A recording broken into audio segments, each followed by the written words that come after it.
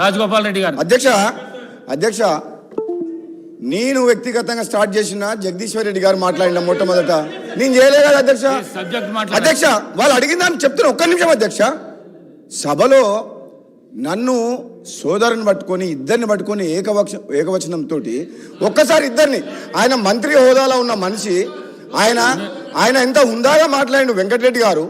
నేను మెయిన్ స్పీకర్ని, ఈరోజు సబ్జెక్ట్ మీద నేనెంత మాట్లాడుతున్నా, మా ఇద్దరిని ఉద్దేశించి ఆ విధంగా మాట్లాడము ధర్మమా అధ్యక్ష? అది నోటికొచ్చినట్టు పార్టీ మారిందంటే మీలాగా అధ్యక్ష ఒక్క నిమిషం అధ్యక్ష మీరు వినాలి.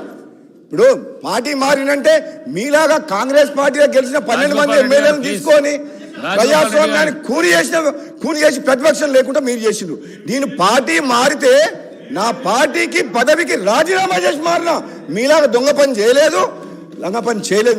నేను ఏం పని చేసినా రాజీనామా చేసి పదవికి రాజీనామా చేసిపోయిన అధ్యక్ష ఒక్క నిమిషం దయచేసి అన్ని పక్షాల వారు అధ్యక్ష నా మీద వాళ్ళు దాడి చేస్తే ఊరుకునేది లేదు. వాళ్ళు ఇంకా ఒక భ్రమలో ఉన్నది మా ప్రభుత్వం ఉన్నదని చెప్పి ఖబర్దార్ చెప్తున్నా, మీరు జాగ్రత్తగా ఉండండి. మీరు చెప్తున్నా అడ్డగోలుగా మాట్లాడితే ఊరుకునేది లేదు అధ్యక్ష. అడ్డగోలుగా మాట్లాడితే ఊరుకునేది లేదు.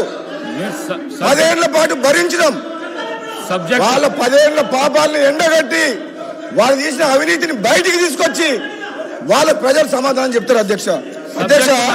నేను చెప్తున్నా, ఈయన అప్పులు చేసినామని అంటుండు, విద్యుత్ సంస్థలు అప్పులు చేసినామని అంటుండు. తప్పులేదు. మన రాష్ట్ర అభివృద్ధి కోసం, పవర్ ప్లాంట్ల కోసం ప్రాజెక్టుల కోసం అప్పులు చేస్తే నష్టం లేదు అధ్యక్ష, నష్టం లేదు.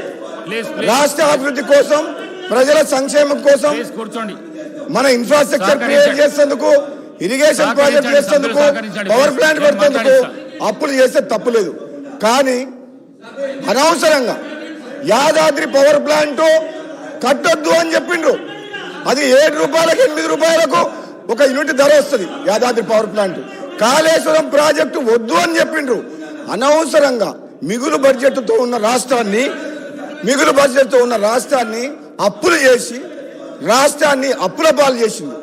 నిజంగా వీళ్ళు వేరే రాష్ట్రాలతో పోలుస్తారు అధ్యక్ష. మన రాష్ట్ర పరిస్థితి వేరు. మనకు మిగులు బడ్జెట్ తోటి ఉన్న రాష్ట్రం సోనియా గాంధీ తెలంగాణ పార్టీ ఇచ్చింది. అయితే కాంగ్రెస్ పార్టీ తెలంగాణ ఇచ్చినప్పుడు ఎట్లుండే మిగులు బడ్జెట్ ఉండే, మన అప్పులు ఎందుకు చేశారు అధ్యక్ష? అప్పులు చేయాల్సిన అవసరం ఏముంది? మనకు హైదరాబాద్ నగరంలో బోలెడంత ఆదాయం వస్తుంది. సంక్షేమ పథకాలు కానీ అభివృద్ధి కానీ మనం 1 by 1 చేసుకుంటూ పోవచ్చు. కానీ కేవలం కమిషన్ల కోసం, కాంట్రాక్టర్ల కోసం ప్రాజెక్టులు కట్టిన చరిత్ర వీళ్ళది అధ్యక్ష. అప్పులు ప్రజల కోసం అప్పులు చేయలే, అభివృద్ధి కోసం అప్పులు చేయలే. అభివృద్ధి పేరు మీద కమిషన్ల కోసం అప్పులు చేసి 1000 కోట్లు దోచుకున్న చరిత్ర ఈ టిఆర్ఎస్ పార్టీది అధ్యక్ష. టిఆర్ఎస్ పార్టీ నాయకులు అభివృద్ధి కోసం అప్పులు చేసామంటారు. అభివృద్ధి కోసం అప్పులు చేస్తే పోతే పోయి ఎవరిని బెదిరిస్తున్నారు అధ్యక్ష? నేను చెప్తున్నా అధ్యక్ష, జగదీశ్వర్ రెడ్డి గారు వీళ్ళు ఇట్లా డిస్టర్బ్ చేస్తే రెడ్డి గారు మాట్లాడండి, మీరు మాట్లాడండి. ఒక్క నిమిషం జగదీశ్వర్ రెడ్డి గారు మాట్లాడండి. జగదీశ్వర్ రెడ్డి గారు స్పీకర్ జగదీశ్వర్ రెడ్డి గారు. అధ్యక్ష, భట్టి గారు ఒక విజ్ఞప్తి చేసిండ్రు సభ్యులందరూ కూడా సమయం ఉండమని. వాస్తవానికి మా సభ్యులు మాట్లాడింది రికార్డులు కూడా కాదు, రికార్డులలో కూడా లేదు. అయినా సరే వారు చెప్పారు. మేమందరం మా సభ్యుని కూడా మాట్లాడొద్దు, అట్లా మైక్ లేకుండా మాట్లాడొద్దని చెప్పినాం. మా పెద్దలు వారు కూడా మందులు ఇచ్చి మేము మాట్లాడుకున్నాం. వారు చెప్పి కూర్చోగానే వచ్చిన పదం ఏం పదం సార్ ఇది అధ్యక్ష? వాస్తవానికి ఎవరమైనా అధ్యక్షుని ఉచ్చరిస్తాం, వారి వైపే మాట్లాడతాం.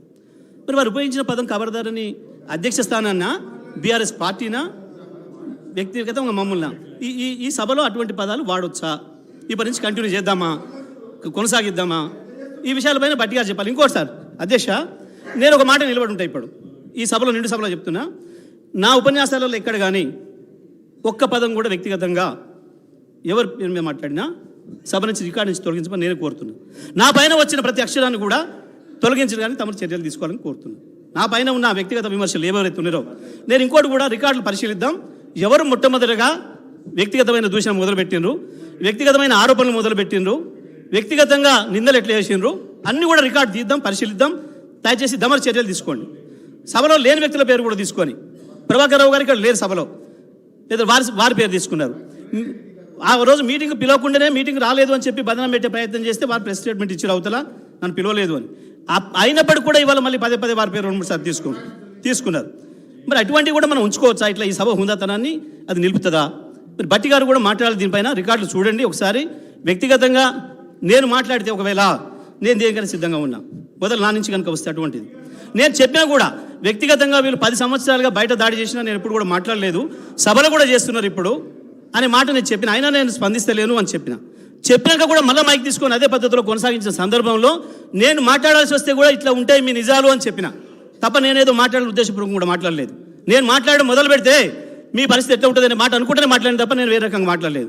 కాబట్టి దయచేసి నేను మిమ్మల్ని సభాధిపతిగా మిమ్మల్ని కోరుతున్న అధ్యక్ష, వ్యక్తిగతంగా నా మీద చేసిన ఆరోపణలను కానీ నేను వ్యక్తిగతంగా ఎవరు పేరు తీసుకుని మాట్లాడితే అవి తొలగించాలి, రికార్డు పరిశీలించి తొలగించాలని చెప్పి మిమ్మల్ని కోరుతున్న అధ్యక్ష.